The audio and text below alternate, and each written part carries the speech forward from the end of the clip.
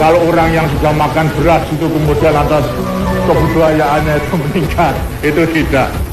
Baik beras maupun jagung dan juga ketela adalah sumber daripada karbohidrat yang sama. Bahkan mungkin lebih baik. Jadi janganlah merasa rendah kalau bahan bakunya itu jagung, jangan.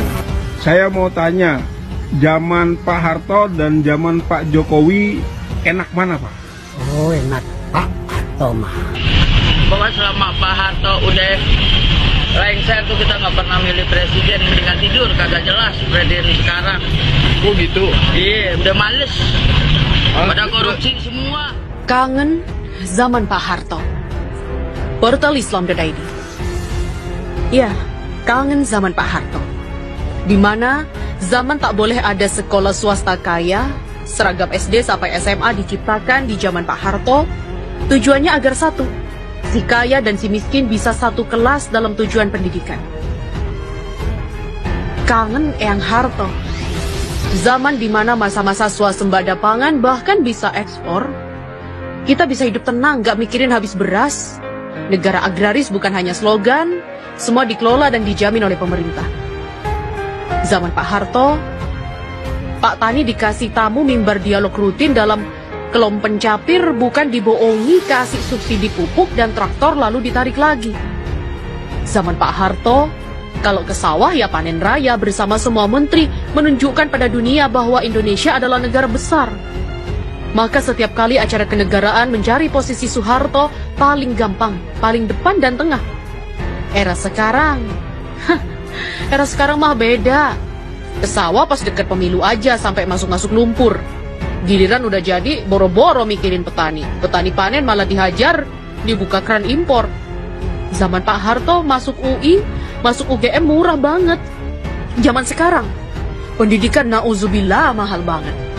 Anak SD saja bisa puluhan juta masuk sekolah swasta yang status sosialnya tinggi. Pendidikan dibawa ke komoditifikasi status sosial. Zaman Pak Harto, pendidikan di bawah negara. Kualifikasi ada di tangan negara, sehingga yang maju sekolah-sekolah negeri. Kita masih ingat, asal nama SMA 1 adalah sekolah terbaik. Lalu ada sekolah-sekolah terbaik negeri di segala penjuru, si kaya dan si miskin bersekolah di tempat yang sama.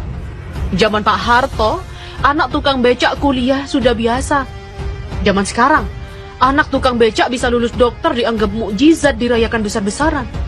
Setiap pendidikan dirampas hanya untuk orang kaya. Zaman Pak Harto, puskesmas di mana-mana. Sistem pengobatan teratur, posyandu dijadikan gerbang besar kesehatan publik. Ibu-ibu PKK dijadikan volunteer atas kinerja negara di bidang kesehatan. Tapi di zaman sekarang, para dokter dan suster diajarkan bagaimana cara berbisnis. Di zaman sekarang inilah tragedi kesehatan berlangsung. Bayi mati ditolak di rumah sakit, anak remaja mati ditolak rumah sakit. Padahal rumah sakit menjamur di mana-mana. Zaman Pak Harto, penyedia pendidikan, kesehatan dan papan menjadi tugas layanan negara. Di zaman demokrasi liberal, pendidikan, kesehatan dan papan menjadi alat kapitalis dalam menguras kerja rakyat. Tak ada pertanggungjawaban negara sama sekali atas ruang publik. Zaman Pak Harto, nggak ada ceritanya ulama dibubarin pengajiannya. Pak Harto selalu dekat dan santun dengan ulama. Semoga Allah Subhanahu wa Ta'ala memberikan tempat terbaik buatmu Pak Harto. Oleh Agus Santoso. Era Soeharto, Republik Indonesia eksportir minyak, sekarang jadi negara importir. Dilansir dari Gelora.co, industri minyak dan gas atau migas Indonesia pernah mengalami kejayaan pada masa pemerintahan Presiden Soeharto. Indonesia menjadi eksportir migas dan masuk organisasi negara-negara pengekspor minyak atau OPEC. Mirisnya saat ini menjadi negara importir minyak. Pengamat perminyakan Kurtubi mengungkapkan, pada masa pemerintahan Soeharto, sektor migas menjadi sumber pertumbuhan ekonomi nasional. Pada periode 1970 sampai 1980-an, sektor migas merajai perekonomian nasional. Dia menyebutkan pemasukan APBN itu 80% disumbang dari sektor migas atau devisa negara sebagian besar dari sektor ini. Kita luar biasa ekspor migas dan menjadi anggota OPEC karena surplus minyak mentah. Berdasarkan hasil riset Reforminer Institute menyatakan, pada periode 1970 sampai 1990-an sektor migas memberikan sumbangan 62,88% terhadap penerimaan negara. Nilai ekspor migas Indonesia kala itu mencapai 20,66 miliar US dollar. Nah, sekarang boro-boro menjadi net importir minyak mentah produksi 750 ribu barel per hari, sementara kebutuhan 1,4 juta barel per hari. Data BP World Statistik pada 2018 mencatat produksi minyak bumi Indonesia pernah mencapai 1,65 juta barel per hari pada 1977. Pencapaian itu membuat Indonesia masuk dalam jajaran 11 negara produsen minyak terbesar di dunia. Saat itu Indonesia sebagai anggota organisasi negara-negara pengekspor minyak atau OPEC. Dia juga menyebutkan cadangan gas alam cair atau LNG Indonesia sangat besar mencapai 135,55 triliun standar kubik feet atau TSCF. Pada 30 tahun lalu, mengeksplorasi dan mengolah gas menjadi LNG di Arum Aceh. Pertamina ditunjuk membangun pabrik LNG pertama di Arum Aceh.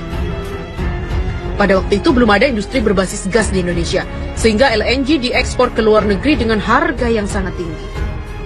Sementara itu, Asep Saifuddin, salah satu orator dari FPI Jawa Barat, membandingkan penanganan korupsi di era Presiden Jokowi dan Susilo Bambang Yudhoyono atau SBY. Dia menyampaikan saat itu berorasi di depan peserta aksi alumni 212, berantas korupsi di Jalan Medan Merdeka Barat, Jakarta. Asep menilai PDIP saat ini telah ikut campur dalam penanganan kasus korupsi oleh KPK. Hal itu berbeda dengan pemerintah di bawah SBY.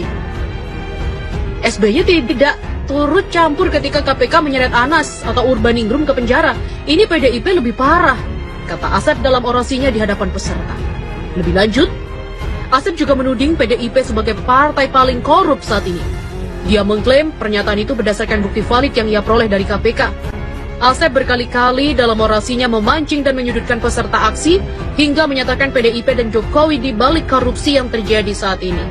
Se-Indonesia, dari 34 provinsi yang ada di Indonesia, dari 616 kabupaten atau kota yang paling banyak melakukan tindakan korupsi, bupatinya dari mana? Wali kotanya dari mana? Gubernurnya dari mana? Kata Asep yang langsung diiringi teriakan dari peserta aksi yang menjawab PDIP. Jangan-jangan Presiden Republik Indonesia dari PDI juga melakukan, kata dia memancing jawaban massa. Dalam orasinya, Asep juga mendesak agar KPK segera memeriksa Menteri Pendidikan Nadiem Makarim atas kebijakan barunya soal pembayaran SPP sekolah lewat GoPay. Asep menilai kebijakan Nadiem tersebut masuk dalam kategori intellectual corruption. Asep lalu menuntut agar penegak hukum tegas dalam menuntaskan kasus korupsi. Ia mengancam melakukan aksi lanjutan andai lembaga penegak hukum terkesan lambat dan mengusut kasus rasuah. Jika Kejaksaan Agung atau KPK tidak serius memberantas korupsi, agendakan aksi jilid-jilid di DPR, MPR. Kita hentikan rezim ini. Begitulah dikatakannya. Aksi 212 ini dilakukan oleh Front Pembela Islam, Gerakan Nasional Pengawal Fatwa atau GNPF Ulama, Persaudaraan Alumni atau PA212, dan beberapa ormas lainnya. Mereka menuntut aparat penegak hukum dianggap untuk menuntaskan kasus korupsi yang diduga merugikan negara triliunan rupiah. Sejumlah pengurus PDIP di berbagai kesempatan sudah berulang kali mengatakan selalu menghormati proses hukum yang berjalan. Salah satunya diucapkan Ketua DPP Puan Maharani. Dia bicara soal penanganan KPK dalam mengusut kasus dugaan suap atau PAW anggota DPR fraksi PDIP, Harun Masiku, yang hingga kini masih buron. Puan mengatakan pihaknya menghormati proses hukum yang berjalan. Ya, tentu saja, proses hukum saling menghormati dan saling menghargai tanpa melewati batas-batas yang ada. Begitulah dikatakan Puan di gedung DPR Jakarta pada Senin 20 Januari lalu. Kangen zaman Pak Harto. Portal Islam.id. Ya, kangen zaman Pak Harto. Di mana zaman tak boleh ada sekolah swasta kaya, seragam SD sampai SMA diciptakan di zaman Pak Harto. Tujuannya agar satu, si kaya dan si miskin bisa satu kelas dalam tujuan pendidikan. Kangen Eyang Harto. Zaman di mana masa-masa swasembada pangan bahkan bisa ekspor. Kita bisa hidup tenang, gak mikirin habis beras.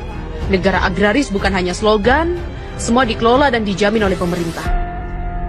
Zaman Pak Harto, Pak Tani dikasih tamu mimbar dialog rutin dalam kelom pencapir, bukan dibohongi kasih subsidi pupuk dan traktor lalu ditarik lagi. Zaman Pak Harto, kalau ke